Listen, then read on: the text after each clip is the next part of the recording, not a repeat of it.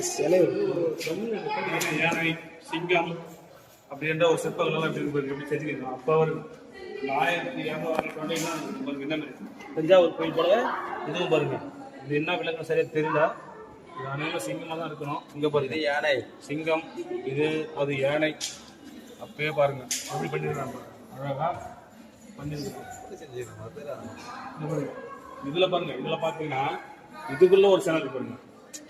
என்ன சிலை தெரியல, ஆனா இதுக்குள்ள ஒரு சிலை இருக்கு பாருங்க. எவ்வளவு அழகா செஞ்சிருக்காங்க பாருங்க. இல்லாத இங்க உங்களுக்கு ஒரு ஆண் சிலையும் இங்க ஒரு பெண் சிலையுமாக வடிவமைக்கப்பட்டுள்ளது. இது பாத்தீங்கன்னா அதுல பாத்தீங்கன்னா இங்கே பாருங்க சிறு சிறு பள்ளங்கள் இருக்கு பாருங்க. இப்படி எல்லாம் வடிவமைச்சிருக்காங்க பாருங்க. இது குதிரையாக இருக்குன்னு நினைக்கிறேன். இது யானைகள் தான் அதிகமா இருக்கும். ஏன்னா மனிதனுடைய யானைகள் தான் அதிகமாக தான் வந்து உழைத்து தந்தாங்க. அவருக்கு தான் அந்த காரங்கள் எடுக்க பயன்படுத்த மாட்டாங்க. அதனால தான் பொதுவாக எல்லா கோயிலுமே யானைகள் தான் அதிகமாக இருப்பாங்க.